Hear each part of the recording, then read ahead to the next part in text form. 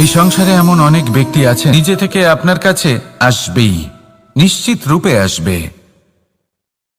তার থেকে আপনি পালাতে পারবেন না। কেউ নিজের কর্মফলের হাত থেকে বাঁচতে পারে না। স্বয়ং মহাদেবকেও ওনার কর্মফল ভোগ করতে হয়েছিল। উনি কিছু না ভেবেই ভস্মাসুরকে বর দিয়েছিলেন। তার পরিণামস্বরূপ যেটা হলো যে ওই ভস্মাসুর যাকে মহাদেব বরদান করেছিলেন তার হাত থেকে নিজের প্রাণ বাঁচিয়ে ওনাকে পালাতে হলো। এই সংসারে এমন কেউ নেই যে নিজের কর্মফলের হাত থেকে বাঁচতে পারে। সবসময় এটা ভেবে দেখুন যে কর্মটা আপনি করছেন সেটা শ্রেষ্ঠ কি না। এমন কর্ম করুন যেটা আপনাকে জীবনে এগিয়ে নিয়ে যাবে। নিজেকে সৎ পথে রাখুন, কিন্তু এটাও সুনিশ্চিত করুন যে জীবনে যে কর্ম আপনি করছেন তাতে অন্য ব্যক্তির উপর কি প্রভাব পড়ছে, তাতে উনি দুঃখ পাচ্ছেন না তো। যদি আপনি যা করছেন তাতে সবার মঙ্গল হয়ে থাকে তাহলে আপনার কাউকে ভয় পাওয়ার কোনো প্রয়োজন নেই। না কালকে ভয় পাবেন না মহাকালকে। আসুন আমার সাথে ভালোবেসে বলুন রাধা রাধা। জীবনে যখন মানুষ করে ফেলেন, কিন্তু যদি সত্যি কোনো মানুষকে বুঝতে চান তাহলে একটু সময় দেওয়া খুব প্রয়োজন। সবার আগে প্রথম আলাপে সেই ব্যক্তি তো এটাই বোঝাবে যে সে কতটা শ্রেষ্ঠ, কিন্তু সে কতটা গুণী বা কতটা অপগুণী এটা বোঝার জন্য আপনাকে সেই ব্যক্তির কাছাকাছি থাকতে হবে। তিনি কতটা অহংকারী বা কতটা সজ্জন সেটা বোঝার জন্য আপনাকে সেই ব্যক্তিকে সম্মান দিয়ে দেখতে হবে। সেই ব্যক্তি কতটা লোভী বা কতটা সরল সেটা বোঝার জন্য তাকে ধন দিয়ে দেখতে হবে। সেই ব্যক্তির কতগুলো খারাপ গুণ আছে সেটা বোঝার জন্য সেই ব্যক্তিকে স্বাধীনতা দিয়ে দেখতে হবে। তবেই তাকে আপনি বুঝতে পারবেন। যে কোনো মানুষকে বোঝা, তার ব্যক্তিত্ব বুঝে ওঠা এতটা সহজ কাজ নয়। যতক্ষণ কোনো ব্যক্তির ব্যক্তিত্ব সম্পর্কে স্পষ্ট ধারণা না হয় ততক্ষণ সেই ব্যক্তির সাথে সম্পর্কে অগ্রসর হওয়া উচিত হবে না। আসুন আমার সাথে ভালোবেসে বলুন রাধা রাধা। এই সংসারের দুটি সবথেকে শক্তিশালী শব্দ হলো নীরবতা এবং প্রসন্নতা। এই দুটি সবথেকে বেশি কঠিনও। এবার আপনি বলবেন এতে কঠিনের কি আছে?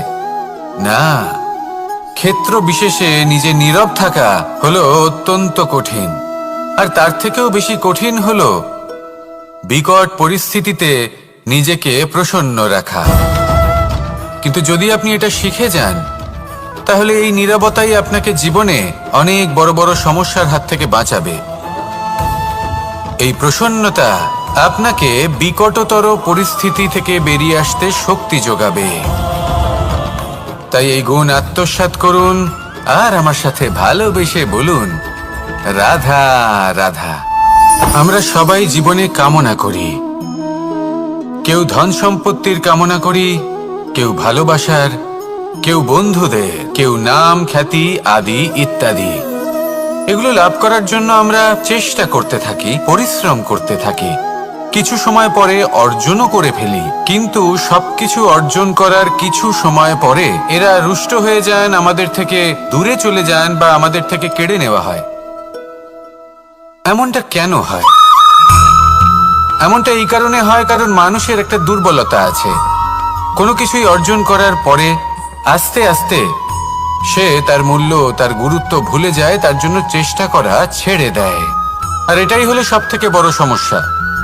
ঠিক যেমন কোনো ব্যক্তি যিনি ধন অর্জন করতে চান তার জন্য কঠিন পরিশ্রম করেন, হয়তো ধন অর্জন করেও ফেলেন, তারপর আস্তে আস্তে ওই ধনের মূল্য ভুলে যান, উচিতভাবে তা প্রয়োগ করেন না, আস্তে আস্তে তার ধন তার সঙ্গ ত্যাগ করে দেয়, সমস্ত পরিশ্রম ব্যর্থ হয়ে যায়। সেই জন্য মনে রাখবেন, এই সংসারে কিছু অর্জন করা অত্যন্ত কঠিন ব্যাপার, কিন্তু তার থেকেও বেশি কঠিন হলো সেটা নিজের সাথে ধরে রাখা। তাই জীবনে যখনই আপনি কিছু অর্জন করবেন তার গুরুত্বটা বুঝুন, আর তারপরে সময় সময় তার মূল্য নিজেকে স্মরণ করাতে থাকুন। কৃতজ্ঞ থাকুন যে আপনার পরিশ্রম আপনাকে এই ফল দান করেছে, আর চিরকাল পরিশ্রম করুন। তবেই আপনি যেটা লাভ করেছেন সেটা আপনার কাছে থেকে যাবে। আসুন আর আমার সাথে ভালোবেসে বলুন, রাধা রাধা। এই সংসারে আপনার সব থেকে বড় বন্ধু কে? কেউ বলবেন ছোটবেলার বন্ধুরা, কেউ বলবেন মাতা পিতা, কেউ বলবেন ঈশ্বর। এবারে বলুন যে এই সংসারে আপনার সব থেকে বড় শত্রু কে? কেউ বলবে আপনার বিরোধী, সেই ব্যক্তি যে আপনাকে হিংসে করে, বা আপনার নিজের অহংকার, আপনার কুকর্ম। আমি বলবো যে এই সংসারে আপনার সব থেকে বড় বন্ধু হলো আপনার নিজের মন। এই চঞ্চল মনকে যদি আপনি নিয়ন্ত্রণ করতে শিখতে পারেন, তাহলে এর থেকে বড় বন্ধু এই সংসারে আপনি কোথাও পাবেন না। সেখানেই যদি এই মন আপনাকে বশ করে ফেলে, তাহলে সংসারে এর থেকে বড় শত্রুও আপনি কোথাও পাবেন না। সেই জন্য এই সংসারকে নিয়ন্ত্রণ করার চেষ্টা ত্যাগ করুন। প্রথমে এই মনকে নিয়ন্ত্রণ করতে শিখে যান, তাহলে এই জীবন নিজে থেকেই সাফল্যের পথে অগ্রসর হবে। আর তখন এই মন প্রসন্ন হয়ে বলবে, রাধা রাধা। সংসারে যদি আপনি শুভ কিছু অর্জন করতে চান, তাহলে দুটি পথ আছে। প্রথম হলো ধর্ম, আর দ্বিতীয় হলো কর্ম। কিছু ব্যক্তি এমন কথাও বলেন যে আমরা তো ধর্মের পথেই অগ্রসর ছিলাম, আমরা তো লক্ষ্য প্রাপ্ত করতে পারলাম না, বরং আমাদের নিন্দা হলো। এবার এরকমটা ঠিক কেন হয়? এরকম এই কারণে হয়, কারণ দেখতে গেলে ধর্ম সবসময় আমাদের এমন পথ দেখায় যেটা আমাদের একটা শুভ লক্ষ্য প্রাপ্তিতে সাহায্য করে, কিন্তু সেই লক্ষ্যে আমাদের পৌঁছতে হবে নিজেদের কর্ম দ্বারা। যদি আপনি ধর্মের পথে অগ্রসর হয়ে থাকেন, তাহলে আপনাকে কর্মও করতে হবে। যদি ধর্মের পথে চলেন কিন্তু কর্ম না করেন, তাহলে লক্ষ্য প্রাপ্তি হবে না। ঠিক সেইভাবেই যদি আপনি কর্ম করতে থাকেন কিন্তু ধর্মের পথে না চলেন, তাও লক্ষ্য প্রাপ্তি হবে না। মনে রাখবেন যে ধর্ম এবং কর্ম হলো একটি মুদ্রার দুই পিঠের সমান। এদের নিজের জীবনে আত্মসাৎ করুন এবং অগ্রসর হন। এই সংসারের প্রত্যেক লক্ষ্য আপনার হবে। আসুন আমার সাথে ভালোবেসে বলুন, রাধা রাধা। প্রত্যেক মানুষ জীবনযাপন করেন, কিন্তু প্রত্যেক মানুষ বেঁচে থাকার রসদ জোগাড় করতে পারেন না। তাহলে কি করা যায়? জীবনের রসদ কিভাবে জোগাড় করা যায়? কিভাবে আমাদের চেষ্টা করে যাওয়া উচিত? আমাদের কি করা উচিত? কিছু কাজ আছে যেগুলো আপনাদের করতে হবে। সর্বপ্রথম, জীবনে যখনই কোনো সমস্যা আসবে, তখন নিরপেক্ষভাবে তার সম্মুখীন হন। তা সে যে সমস্যাই হোক, সেটা সমাধান করার জন্য আপনাকে শুভ পথ নির্বাচন করতেই হবে। তারপরে যদি আপনার হাতে কখনো ক্ষমতা আসে, সেই মুহূর্তে আরো বেশি বিনম্র থাকতে হবে। আপনি ধন অর্জন করলে তখন অহংকার জাগ্রত হতে দিলে চলবে না। আপনি যদি শক্তিশালী হয়ে ওঠেন, তাও অহংকার জাগ্রত হলে চলবে না। জীবনে যখনই ক্রোধ হবে, তখন নিজেকে নিয়ন্ত্রণ করুন আর ভেবে দেখুন যে যদি এই মুহূর্তে আপনি ক্রোধ দেখান, তাহলে তার পরিণাম কি হবে। এর ফলে কি কিছু শুভ ঘটনা ঘটবে নাকি অশুভ কিছু ঘটবে? শুধু এই কটা কাজ নিজেদের জীবনে আত্মসাৎ করুন, জীবন যাপন অত্যন্ত সহজ হয়ে যাবে। আসুন আমার সাথে ভালোবেসে বলুন, রাধা। আপনি কখনো কোনো পাথরের বুক চিরে বয়ে চলা কোনো নদী দেখেছেন? পাথর নদীর সামনে নত হয়ে যায়, তাকে বাধা দিতে চেষ্টা করে কিন্তু কখনো বাধা দিতে পারে না। এই নদী হলো ততটাই শক্তিশালী, কিন্তু এর আরম্ভ কোথা থেকে হয়? দূরে কোথাও কোনো পর্বতের চূড়াতে এক বিন্দু জল ঝরে পড়ে আর তার সাথে হিম গলিয়ে দেয়। তারপর জলের শক্তি বৃদ্ধি পায়, তারপর অনেক বিপদের সম্মুখীন হয় আর অনেক ধরনের বাধা সে অতিক্রম করে। তার শক্তির এতটাই বৃদ্ধি হয় যে তাকে বাধা দেওয়া একেবারেই অসম্ভব ব্যাপার হয়ে যায়। দেখুন, নদী তো মহান বটেই, কিন্তু তাকে মহান করে তুলেছে কে? সেই সকল বিপদ যার থেকে ও কখনো পালায়নি। সেইভাবেই আমাদেরও বিপদ থেকে পালিয়ে গেলে হবে না, তার সম্মুখীন হতে হবে সাহসের সাথে, পূর্ণ শক্তি প্রয়োগ করে। তবেই আমরা শিখতে পারবো, তবেই আমরা সামনে এগোতে পারবো। যদি আপনি জীবনে কুন্দন হয়ে উঠতে চান, তাহলে জ্বলন সহ্য করতেই হবে। আসুন আমার সাথে ভালোবেসে বলুন, রাধা রাধা। এ হলো গোলাপ ফুল। একে আমরা সকলেই চিনি। সমগ্র সংসার ভালোবাসে এই পুষ্পকে। এই ফুল দেখতেও সুন্দর। সবথেকে বেশি গুরুত্বপূর্ণ কথা হলো এর সুগন্ধ, যা দূর দূরান্ত থেকে ব্যক্তিদেরকে আকৃষ্ট করে। এই সুন্দর পুষ্প একটু মন দিয়ে দেখলেই দেখা যায় এর নিচে কাঁটা রয়েছে। এই সংসার বলে, এ প্রকৃতির কেমন রচনা, এত কোমল পুষ্প, এটা কি তীক্ষ্ণ কাঁটা সহ প্রস্ফুটিত হয়? এটাই হলো জীবনের সত্য। আমাদের অন্তরের সদ্গুণ, সেগুলিও এই ফুলের মতোই সুন্দর। সংসার এর সৌন্দর্য দেখতে পায়, এর সুগন্ধ চতুর্দিকে ছড়িয়ে পড়ে। কিন্তু এই সদ্গুণ জাগ্রত করে তোলার জন্য কঠোর পরিশ্রম করতে হয়, প্রতিনিয়ত চেষ্টা করে যেতে হয়। তাই জন্য যদি আপনি জানেন আপনার পথ উচিত কিন্তু তা কাঁটায় পরিপূর্ণ, তাহলে থামবেন না, চলতে থাকুন। একবার যদি অন্তরের সদ্গুণ জাগ্রত হয়, তাহলে এই সংসার এর সৌন্দর্য দেখবে আর সুগন্ধে আকর্ষিত হয়ে আপনার কাছে আসবে। এই মন, এই জীবন প্রসন্ন হয়ে বলবে, রাধা রাধা। মোহনের বাঁশির এই সুর, এই ছিদ্রগুলি দেখুন।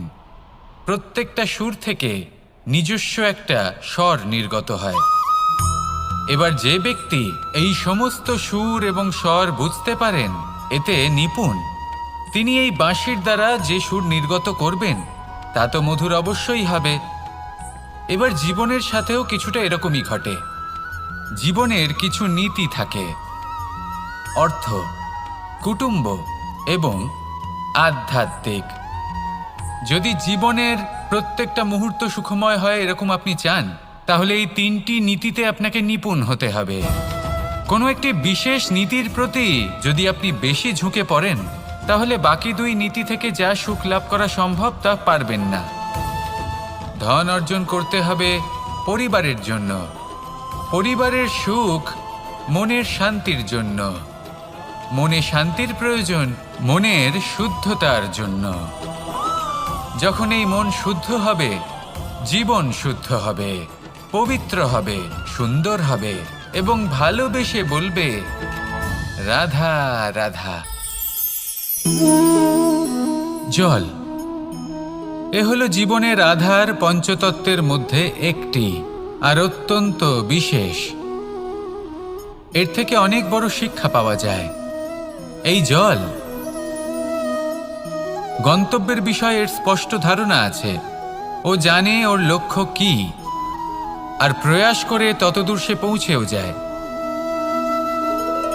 এটি পর্বত থেকে বয়ে নিচে নেমে আসে, নদীর সাথে সমাহিত হয়ে তার সাথে বয়ে চলে, চিরসবুজ বনানী গড়ে তোলে, প্রাণীদের তৃষ্ণা নিবারণ করে, সামনে এগিয়ে চলে, মানুষের সাথে মিলিত হয়।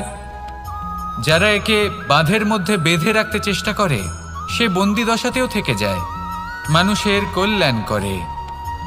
তারপর বাঁধ থেকে মুক্তি পেয়ে এগিয়ে চলে, কোথাও ধাক্কা খায়, কোথাও বাধা পড়ে, কোথাও যদি পথ খুঁজে না পায় তাহলে পথ খুঁজেই নেয়, আর যেখানে পথ থাকে না সেখানে পথ বানিয়ে নেয়, আর শেষ পর্যন্ত নিজের লক্ষ্যে পৌঁছেই যায়, অর্থাৎ সমুদ্রে গিয়ে সমাহিত হয়ে যায়।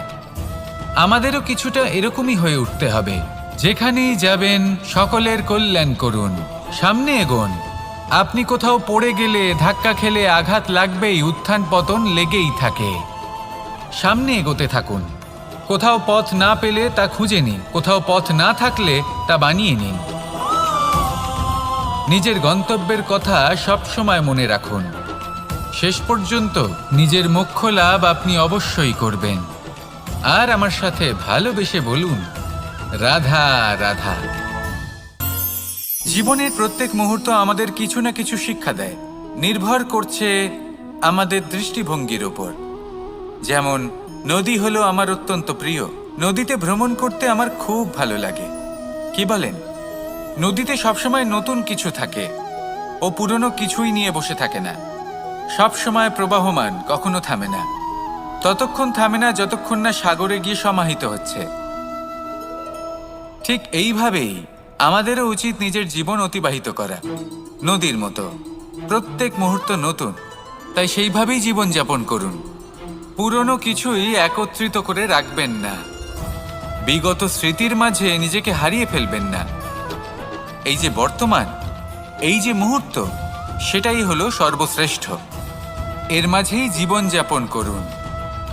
নদীর মতো প্রবাহমান হতে শিখুন। আপনি শিখে গেলে তাহলে মনে রাখবেন, আমার আপনার মাঝে বিচরণ করতে বড়ই ভালো লাগবে।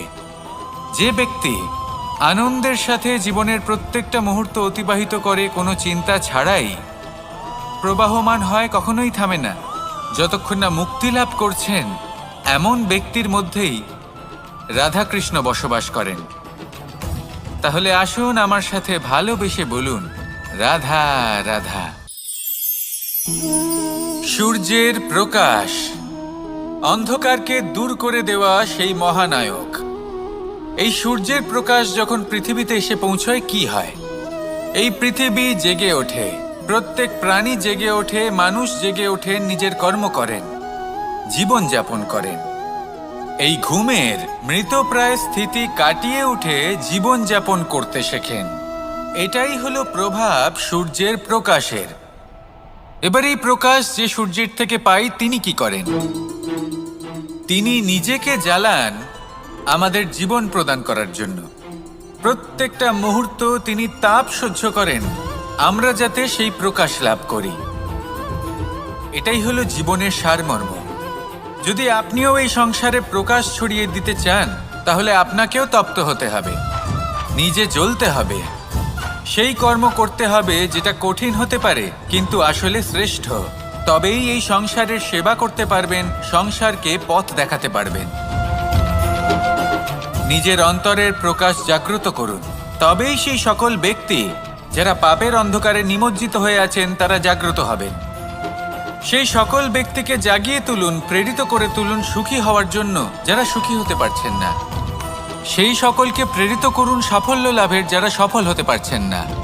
নিজের অন্তরের সূর্যকে জাগ্রত করুন, চারিদিকে শুধু প্রকাশই প্রকাশ হবে, জীবনই জীবন থাকবে, আনন্দই আনন্দ থাকবে, আর এই মন বারবার প্রসন্ন চিত্তে বলে উঠবে, রাধা রাধা।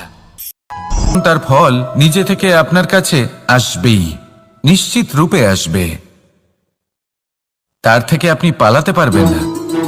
কেউ নিজের কর্মফলের হাত থেকে বাঁচতে পারে না। স্বয়ং মহাদেবকেও ওনার কর্মফল ভোগ করতে হয়েছিল।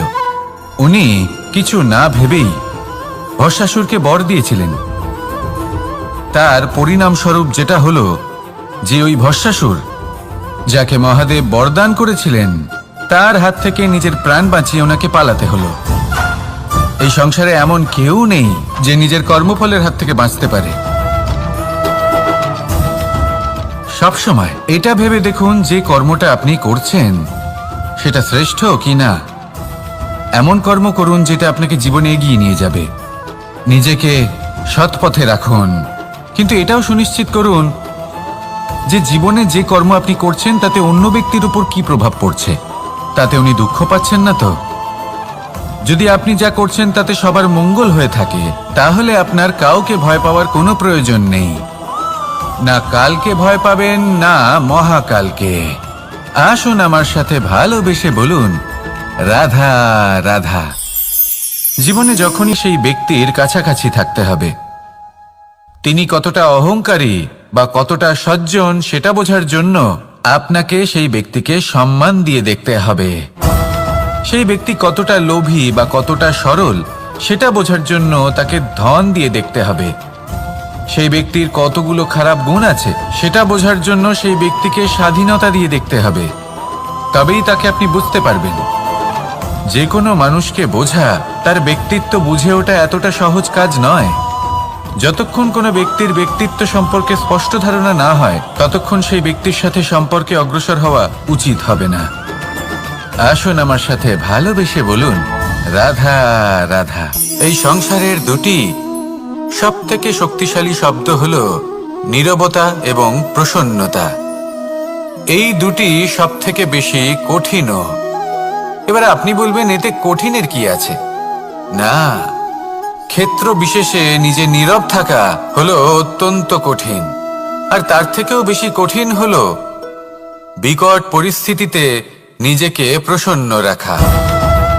কিন্তু যদি আপনি এটা শিখে যান, তাহলে এই নীরবতাই আপনাকে জীবনে অনেক বড় বড় সমস্যার হাত থেকে বাঁচাবে। এই প্রসন্নতা আপনাকে বিকটতর পরিস্থিতি থেকে বেরিয়ে আসতে শক্তি যোগাবে। তাই এই গুণ আত্মসাৎ করুন আর আমার সাথে ভালোবেসে বলুন, রাধা রাধা। আমরা সবাই জীবনে কামনা করি। কেউ ধন সম্পত্তির কামনা করি, কেউ ভালোবাসার, কেউ বন্ধুদের, কেউ নাম খ্যাতি আদি ইত্যাদি।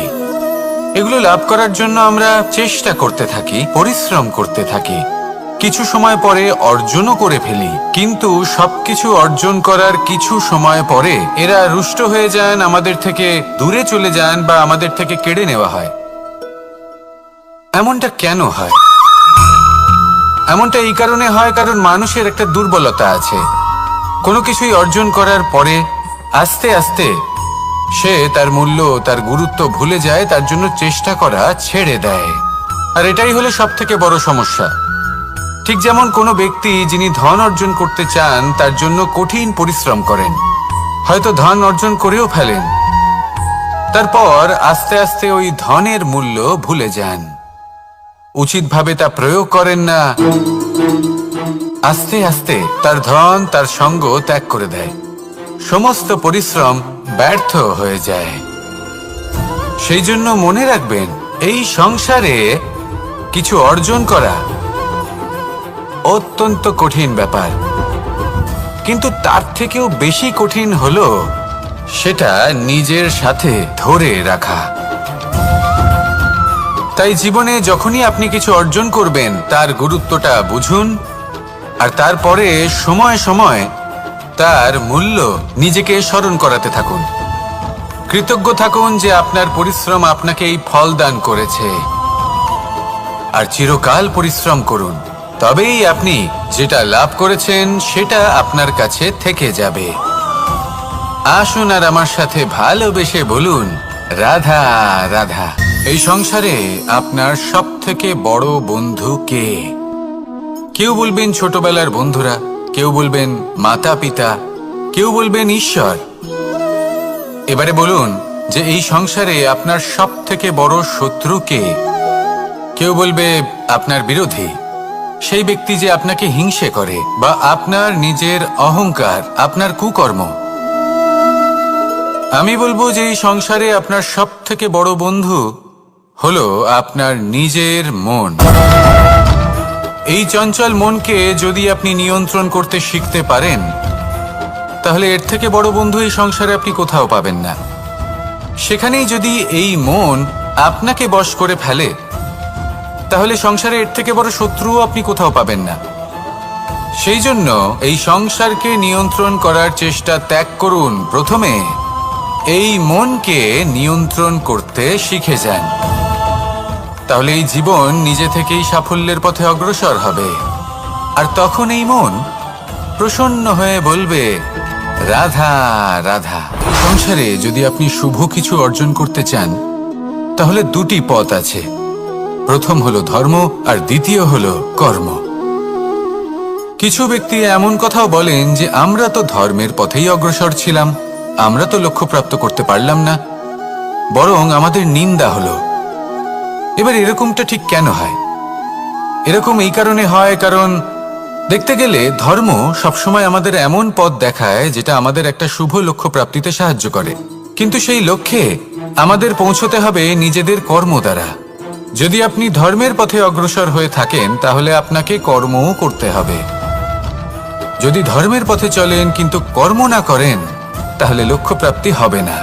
ঠিক সেইভাবেই যদি আপনি কর্ম করতে থাকেন কিন্তু ধর্মের পথে না চলেন, তাও লক্ষ্যপ্রাপ্তি হবে না। মনে রাখবেন যে ধর্ম এবং কর্ম হলো একটি মুদ্রার দুই পিঠের সমান। এদের নিজের জীবনে আত্মসাৎ করুন এবং অগ্রসর হন। এই সংসারের প্রত্যেক লক্ষ্য আপনার হবে।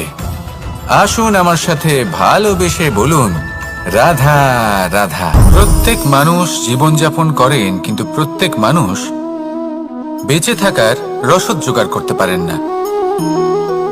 তাহলে কি করা যায়? জীবনের রসদ কিভাবে জোগাড় করা যায়? কিভাবে আমাদের চেষ্টা করে যাওয়া উচিত? আমাদের কি করা উচিত? কিছু কাজ আছে যেগুলো আপনাদের করতে হবে। সর্বপ্রথম, জীবনে যখনই কোনো সমস্যা আসবে তখন নিরপেক্ষভাবে তার সম্মুখীন হন। তা সে যে সমস্যাই হোক, সেটা সমাধান করার জন্য আপনাকে শুভ পথ নির্বাচন করতেই হবে। তারপরে যদি আপনার হাতে কখনো ক্ষমতা আসে, সেই মুহূর্তে আরো বেশি বিনম্র থাকতে হবে। আপনি ধন অর্জন করলে তখন অহংকার জাগ্রত হতে দিলে চলবে না। আপনি যদি শক্তিশালী হয়ে ওঠেন, তাও অহংকার জাগ্রত হলে চলবে না। জীবনে যখনই ক্রোধ হবে তখন নিজেকে নিয়ন্ত্রণ করুন আর ভেবে দেখুন যে যদি এই মুহূর্তে আপনি ক্রোধ দেখান তাহলে তার পরিণাম কি হবে। এর ফলে কি কিছু শুভ ঘটনা ঘটবে নাকি অশুভ কিছু ঘটবে? শুধু এই কটা কাজ নিজেদের জীবনে আত্মসাৎ করুন, জীবন যাপন অত্যন্ত সহজ হয়ে যাবে। আসুন আমার সাথে ভালোবেসে বলুন, রাধা। আপনি কখনো সংসার বলে, এ প্রকৃতির কেমন রচনা, এত কোমল পুষ্প, এটা কি তীক্ষ্ণ কাঁটা সহ প্রস্ফুটিত হয়? এটাই হলো জীবনের সত্য। আমাদের অন্তরের সদ্গুণ, সেগুলিও এই ফুলের মতোই সুন্দর।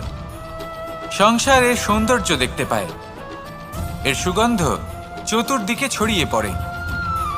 কিন্তু এই সদ্গুণ জাগ্রত করে তোলার জন্য কঠোর পরিশ্রম করতে হয়, প্রতিনিয়ত চেষ্টা করে যেতে হয়।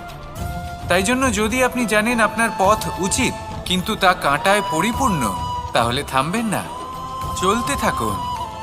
একবার যদি অন্তরের সদ্গুণ জাগ্রত হয়, তাহলে এই সংসার এই সৌন্দর্য দেখবে আর সুগন্ধে আকর্ষিত হয়ে আপনার কাছে আসবে।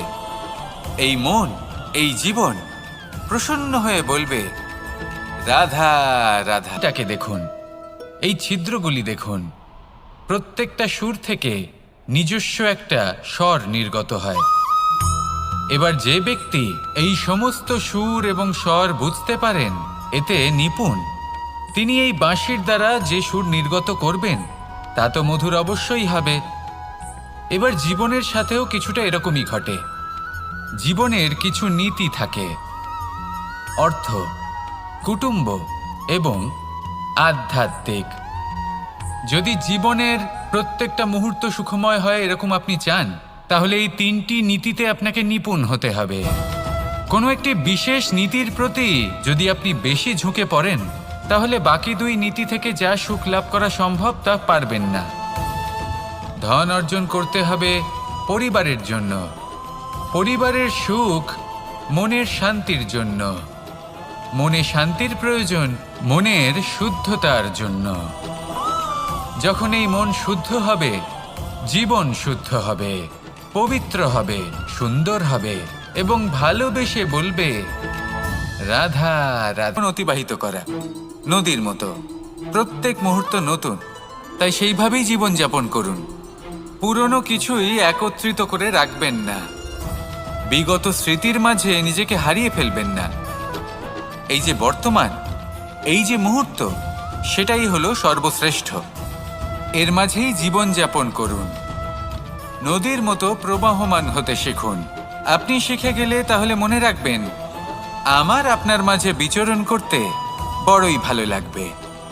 যে ব্যক্তি আনন্দের সাথে জীবনের প্রত্যেকটা মুহূর্ত অতিবাহিত করে কোনো চিন্তা ছাড়াই, প্রবাহমান হয়, কখনোই থামে না, যতক্ষণ না মুক্তি লাভ করছেন, এমন ব্যক্তির মধ্যেই রাধাকৃষ্ণ বসবাস করেন। তাহলে আসুন আমার সাথে ভালোবেসে বলুন, রাধা রাধা। সূর্যের প্রকাশ অন্ধকারকে দূর করে দেওয়া সেই মহানায়ক। এই সূর্যের প্রকাশ যখন পৃথিবীতে এসে পৌঁছয় কি হয়? এই পৃথিবী জেগে ওঠে সূর্যের প্রকাশের। এবার এই প্রকাশ যে সূর্যের থেকে পাই তিনি কি করেন? তিনি নিজেকে জ্বালান আমাদের জীবন প্রদান করার জন্য। প্রত্যেকটা মুহূর্ত তিনি তাপ সহ্য করেন আমরা যাতে সেই প্রকাশ লাভ করি। এটাই হলো জীবনের সারমর্ম।